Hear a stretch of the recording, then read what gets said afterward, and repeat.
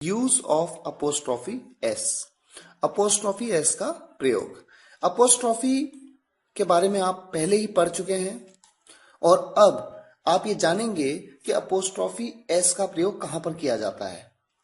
Apostrophe S का प्रयोग हमेशा संबंध को दर्शाने के लिए किया जाता है। संबंध, जैसे मैं कहूं राम का पेन। पेन किसका है? राम का है, यानी पेन का संबंध किससे है? राम से है। तो जब हम कहते हैं राम का पेन, तो यहां पर मैं कहूंगा Ram's pen. Ram apostrophe S pen. इसी बात को मैं दूसरे तरीके से भी कह सकता हूं, द पेन ऑफ राम।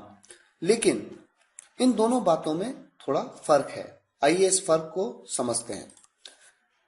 आपके सामने दो सेंटेंस हैं। राम्स पेन, यहां पर राम को पेन से ज्यादा महत्व दिया गया है, और दूसरा सेंटेंस है द पेन ऑफ राम, यहां पर पेन को राम से ज्यादा महत्व दिया गया है। मैंने कहा राम का पेन। राम का पेन श्याम का नहीं, सीता का नहीं, गीता का नहीं। दूसरे सेंटेंस में देखिए सेंस थोड़ा अलग है। The pain of Ram, Ram का पेन। राम का मोबाइल नहीं, राम का लैपटॉप नहीं, बल्कि राम का पेन। पहले सेंटेंस में राम को महत्व है, दूसरे सेंटेंस में पेन को महत्व है। इस बात को और बेहतर समझते हैं। अगला एक एग्जाम्पल लेते हैं। I need Ram's laptop, not anybody else's. यानी मुझे राम का लैपटॉप चाहिए, मुझे राम का लैपटॉप चाहिए, किसी और का नहीं। यानी महत्व किस बात पे दिया गया? राम पे। दूसरे सेंटेंस में I need the laptop off Ram, मुझे लैपटॉप चाहिए राम का।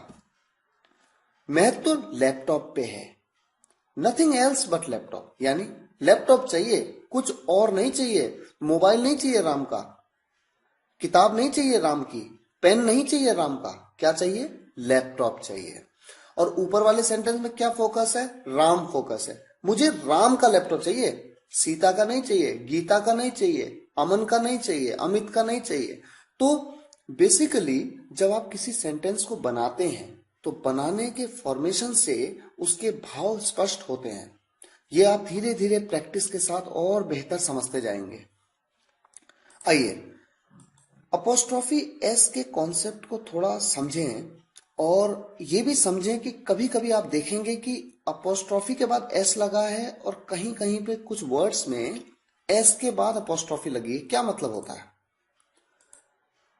अगर कोई बहुवचन शब्द यानी प्लूरल वर्ड जिसके अंत में पहले से ही एस हो और उसके साथ अपोस्ट्रॉफी एस लगाने की जरूरत हो, तो अपोस्ट्रॉफी के बाद दोबारा एस नहीं लगाते। थोड़ा कंफ्यूज करेगा आपको, डोंट वरी, आप समझिए। देखिए आपके सामने दो वर्ड लिखे हैं, जीन्स, ट्राउजर्स। क्या आप ये जानते हैं कि ये वर्ड्स प्लूरल होते हैं, इनका कोई सिंगुलर नहीं होता। मान लीजिए आपके पास एक जीन्स है, तो मैं कहूंगा वन जीन्स। मैं जीन्स ही बोलूंगा, एस लगाऊंगा लास्ट में। ये नहीं कि वन जीन, जीन नहीं बोलूंगा, जीन्स ही बोलूंगा। एक पैंट है आपके पास, वन ट्राउजर्स बोलेंगे आप, वन ट्राउजर नहीं बोलेंगे। यानी एस तो लगाएंगे ही लगाएंगे। ये शब्द होते हैं जो प्लूरल होते हैं अपने आप में। ये बात आप नाउन चैप्टर के वीडियो लेक्चर में भी समझेंगे। ऐसे वर्ड्स के बाद अगर आपको अपोस्ट्रॉफी एस लगाने की जरूरत पड़ जाए तब क्या होगा? देखिए, अगर मैं कहूं लड़की का, लड़की एक है इसलिए लड़की के लिए क्या कहेंगे? लड़की तो गर्ल हुई। लड़की का, गर्ल्स, गर्ल के बाद अपोस्ट्रॉफी और एस लगा दिया, लड़की का। अगर मैं कहूं लड़कियों के, अब यहां एक प्रॉब्लम है। अब देखिए, लड़कियां एक से ज्यादा है इसलिए लड़कियों के लिए क्या लगाएंगे? तो लड़कियां एक से ज्यादा है तो गर्ल्स तो बोलेंगे ही। उसके बाद अपोस्ट्रॉफी एस लगाना है आपको के लिए। तो अपोस्ट्रॉफी एस जब लगाया तो देखिए क्या हो गया? गर्ल्स अपोस्ट्रॉफी एस, एस के बाद अपोस्ट्रॉफी फिर एस आ गया। तो होता क्या है, ऐसे केसेस में जो लास्ट का एस होता है उसको नहीं लगाते, केवल अपोस्ट्रॉफी लगा देते हैं, और ये अंडरस्टूड हो जाता है कि बोलने का मतलब है लड़कियों के। एग्जाम्पल के तौर पे एक और एग्जाम्पल देखिए।